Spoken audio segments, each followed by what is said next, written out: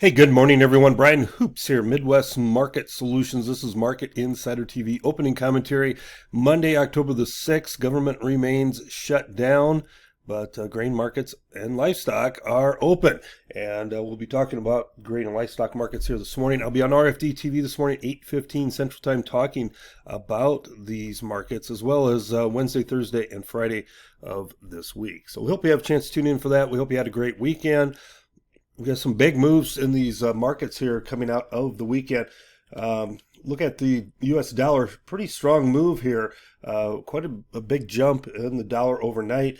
Nat gas is strengthening. Crude oil back above the $61 level. There was some news about OPEC increasing production, but it was a modest increase. Instead of the 500,000 that the market had anticipated, it was about 137,000 barrels per day production increase in November. That did set move higher in that crude oil.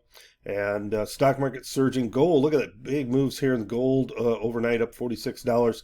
Corn down a quarter, beans up 2, pretty light volume of trade.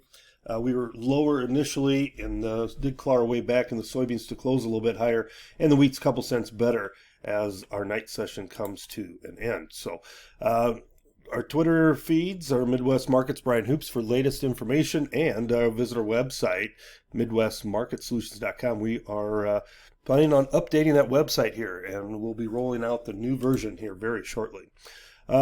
Check out our office locations. Maybe one is near you that you'd like to stop in and get signed up for a trading account. If not, we can do it online just as easily. Harvest activity was in full force over the weekend. There's a possible delay in the field work by middle of this week with some rains in the forecast. It looks like Iowa should receive some decent rains, and then just the surrounding states, parts of Nebraska, parts of Minnesota, Wisconsin, could get some rains as well. But it looks like most of the rain is going to hit in the state of Iowa. We should not get much rain here in the winter plain states. A lot of that rain is going to be in Arkansas into Memphis, Tennessee area, Kentucky area by the middle of the week. Soybean planting in Brazil, it's getting underway. 9% done there. Last year it was 4% at this time, 7% on average.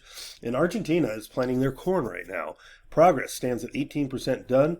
That is ahead of the last year's pace and the average pace. They're off to a blazing start in Argentina for corn and in Brazil for their soybean planting. Argentina wheat crop is very, very highly rated.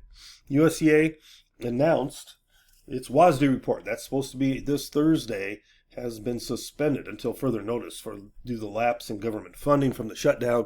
So we will not have private export sale announcements until this is resolved. No weekly export inspections, no crop progress this afternoon. Really very little coming out of the government agencies because of the shutdown. Today is first notice day for October live cattle. We don't suspect there'll be any concerns about cattle deliveries at this point in time. Of course, that can always change, and we'll update you if it does. Last week, we saw cash trade in the north at $230 live and $360 dress. So that's down $2 to $3 from last week. The south was light to moderate trade at $233 live. That's down $4 on the week. So a little bit softer trade maybe than what the trade had anticipated, and we could see some weakness in the futures given this morning. So would look for a little bit of weaker opening. Cutouts continue to lose ground. We haven't seen the Packers really cut kills much this yet. They're down maybe 4,000 or 5,000 on the week from the prior week, but that's not much. They really could see much. They need to have a much greater reduction of slaughter to prop up these box beef, which were down nearly $9 in the choice last week, $10 in the select. Have a good day, everyone, and good luck and good trading. As always, we hope to talk to you soon. This has been Brian Hoops with the Midwest Markets.